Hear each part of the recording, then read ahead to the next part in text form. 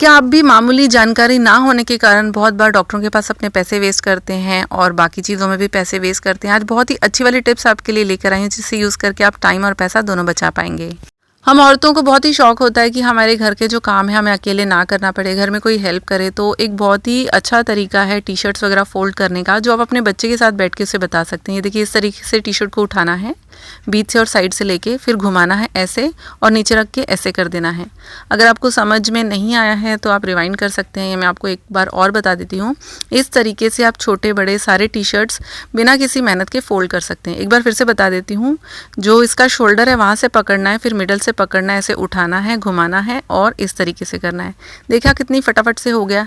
ऐसे अगर आप अपने बच्चों को सिखा देंगे तो बहुत ही आराम से बहुत सारे टी शर्ट्स वो फोल्ड कर सकते हैं। लेकिन अगर वो तरीका उन्हें समझ में नहीं आ रहा है, थोड़ा सा कॉम्प्लिकेटेड लग रहा है, तो आप उन्हें बोलिए अपनी नोटबुक ले लीजिए। देखिए, इंग्लिश की नोटबुक, इस पे इस तरीके से रखना है, फिर ऊपर घुमाना है, फिर नोटबुक को निकाल देना है। उन्हें ये एक एक्टिविटी की तरह लगेगा, ऐसे लगेगा कोई गेम खेल रहे हैं। आप उन्हें गेम के हिसाब से भी ये बता सकते हैं कि मैंने टाइमर लगा दिया है, मैं देखती हूँ तो 1 मिनट के अंदर या फिर 10 मिनट के अंदर तुम कितने टी शर्ट्स बुक की हेल्प से फोल्ड कर सकते हो। उन्हें लगेगा कि गेम हो रही है और आपका काम भी हो जाएगा, और वो सारे कपड़े जोड़कर रख देंगे और ये एक जैसे फोल्ड होंगे। तो कैसी लगी ये टिप? पसंद आई तो लाइक ज़रूर करें। हम अक्सर चकले और बेलन को आटे के डब्बे में रखते हैं रात को, वो इसलिए ताकि बाहर कॉकरोच वगैरह कीड़े जो भी घूम रहे हैं वो चकले के ऊपर बेलन के ऊपर ना आए। लेकिन कभी कभी ऐसा होता है कि हमारा आटे का डब्बा उतना बड़ा नहीं होता है कि उसमें हम इसे रख पाएँ।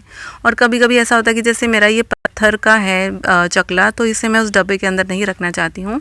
तो मैं क्या करती हूँ, इस तरीके से एक मैंने थैली रखी हुई है, रोज़ के लिए मैं इसे ही यूज़ करती हूँ।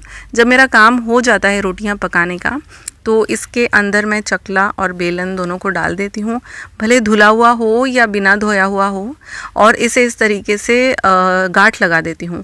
ऐसा करने से क्या होता है कि शायद ऊपर कॉकरोच वगैरह थैली के घूमते होंगे रात में, लेकिन अंदर नहीं जा पाएंगे, जिसकी वजह से सुबह उठने के बाद जब हम पहली रोटी पराठा वगैरह बनाते हैं तो हमें एक एश्योरिटी होती है कि कोई भी कीड़ा मकोड़ा इसके ऊपर नहीं घुमा है। क्योंकि मैं अपनी बेटी के लिए ही सबसे पहले खाना बनाती हूँ, क्योंकि वो सुबह जल्दी स्कूल जाती है। तो पहले ना मुझे बड़ा एक डर सा रहता था, अरे यार इसके ऊपर कॉकरोच घुमा होगा, धो भी नहीं सकते क्योंकि गीला हो जाता है। तो ये टिप मुझे बहुत ही ज़्यादा पसंद आई हुई है। मुझे ना गोल्डन ज्वेलरी पहनने का बिल्कुल शौक नहीं है, मुझे पसंद नहीं है, होने के बावजूद भी मैं पहनती नहीं हूँ। और ऐसे बहुत सारे लोग हैं आजकल जो गोल्डन ज्वेलरी पहनना पसंद नहीं करते हैं, ज़्यादा अट्रैक्टिव लगती है आर्टिफिशियल जो नकली ज्वेलरी होती है।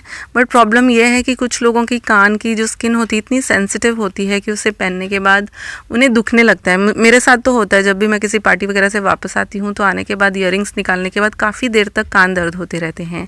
वो इसलिए क्योंकि ये किसी मेटल से बने होते हैं, कोई लोहा होता है या कोई और मेटल होता है जिसमें कोई जंग वगैरह लगी होती है। जब वो हमारी स्किन के कांटेक्ट में आती है या फिर जहाँ पे हमारे कान में होल होता है उसके कांटेक्ट में आती है, तो वो हमें दर्द देती है, इन्फेक्शन देती है।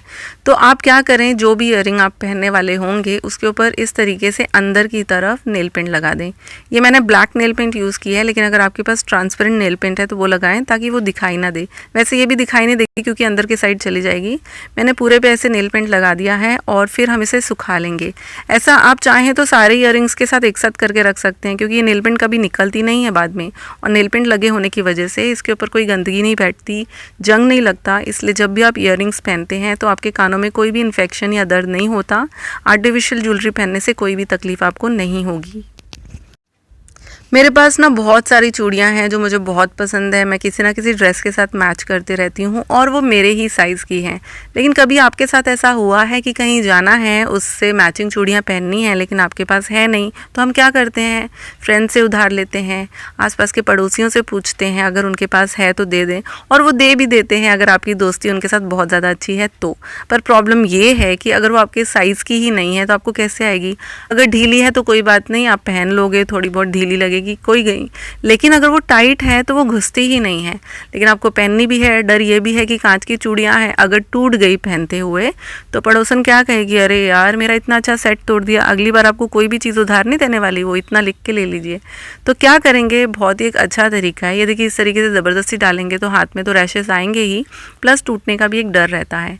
तो एक बहुत आसान तरीका है।